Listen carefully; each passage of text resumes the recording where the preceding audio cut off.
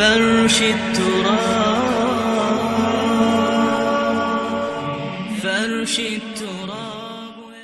وہ حضرت معاذ بن عبداللہ رضی اللہ تعالیٰ عنہ، ان سے روایت ہے کہ نبی پاک علیہ الصلوۃ والسلام کے بارے میں یہ فرماتے ہیں کہ خرجنا فی لیلۃ مطر و ظلمۃ شدیدۃ نطلب رسول اللہ صلی اللہ علیہ وسلم.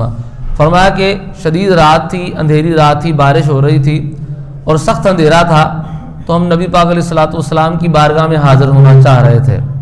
تو فَأَدْرَكْنَاهُ، آخر کار نبی پاک علیہ السلام کو ہم نے پا لیا، آقا کریم علیہ الصلوۃ والسلام کی زیارت نصیب ہو گئی.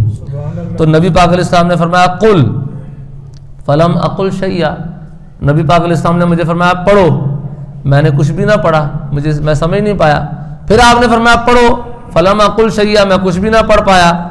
پھر آپ نے فرمایا پڑھو، تو میں نے عرض کی یا رسول اللہ صلی اللہ تعالی علیہ وسلم ما اقول، آپ مجھے کس چیز کے پڑھنے کا حکم دے رہے ہیں؟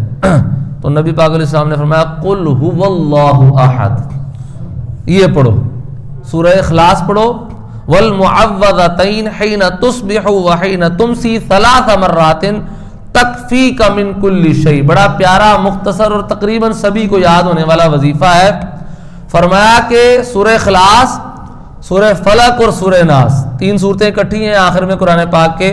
فرمایا یہ 3 صورتیں جب صبح ہو تب پڑھ لیا کرو اور جب شام ہو تب پڑھ لیا کرو، تمہارے سارے معاملات میں یہ 3 صورتیں تمہیں کافی ہو جائیں گی. روزی کا مسئلہ، روٹی کا مسئلہ، کاروبار کا مسئلہ، نوکری کا مسئلہ، بے اولادی کا مسئلہ، بندہ پریشان ہے، کسی بھی غم کی وجہ سے پریشان ہے، کوئی کام پورا نہیں ہو پا رہا، کسی کام میں ہاتھ ڈالتے ہیں پورا نہیں ہو رہا، کوئی مسئلہ، نبی پاک علیہ السلام نے کسی خاص مسئلے کا ذکر ہی نہیں فرمایا. فرمایا یہ 3 صورتیں صبح اور 3 صورتیں شام. اچھا صبح اور شام کیا ہے؟ اس حوالے سے بھی علماء یہ فرماتے ہیں کہ آدھی رات سے لے کر طلوع شمس تک، یعنی سورج کے طلوع ہونے تک، یہ جو ٹائم ہے نا، یہ صبح کا ٹائم کہلاتا ہے. آدھی رات سے لے کر صبح سورج کے طلوع ہونے تک کا جو ٹائم ہے یہ صبح کا ٹائم کہلاتا ہے. اور ظہر کے بعد سے لے کر مغرب تک کا جو ٹائم ہے یہ شام کا ٹائم کہلاتا ہے.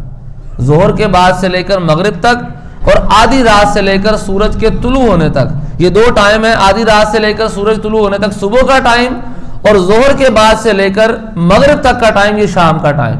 یہ صبح شام کی ڈیفینیشن ہے. اور بھی اس میں صبح شام کی کوئی تعریف خاص طور پر حدیث میں مذکور نہیں ہوئی.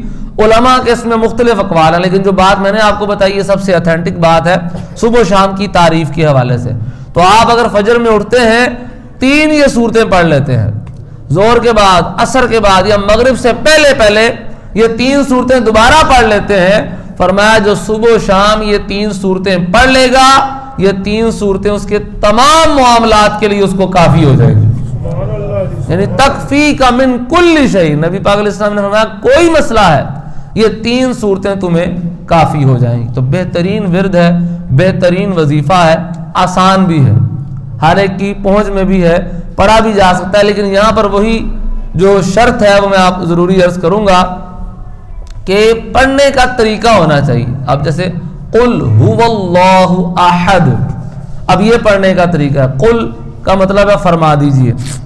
اسی قل کو اگر آپ سادے انداز میں پڑھ لیتے ہیں قل هو اللہ احد، تو کل باریک کاف، ڈنڈے والا کاف بن جائے گا، اس کا مطلب ہوتا ہے کھا لو وہ اللہ ایک ہے، معاذ اللہ. اور قل کا مطلب ہوتا ہے فرما دیجئے هو اللہ احد. اب احد میں نے ہا کی آواز نکالی اسپیشلی. اب احد کا مطلب ہوتا ہے وہ اللہ ایک ہے. احد کا مطلب بڑے عجیب و غریب معنی ہے، وہ یہاں پر اللہ تعالیٰ کے شان نہیں ہے. تو اس طرح یہ تمام مراد میں اس طرح کی جو ہے نا وہ چیزیں اپلائی ہوں گی کہ ہم ورد پڑھتے ہیں، صورتیں پڑھتے ہیں، اور آج جو حدیث میں بتائے گئے ہیں وہ پڑھتے ہیں، کام نہیں ہو رہا. کام کیسے ہوگا جب ہم اس کو صحیح پڑھ ہی نہیں رہے؟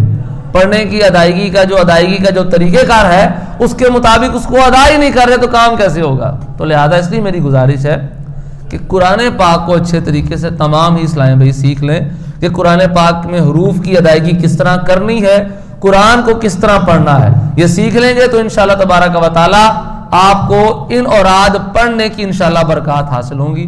اللہ پاک کی بارگاہ میں دعا ہے کہ جو کچھ سنا اسے یاد رکھ کے عمل کر کے دوسروں تک پہنچانے کی توفیق عطا فرمائے.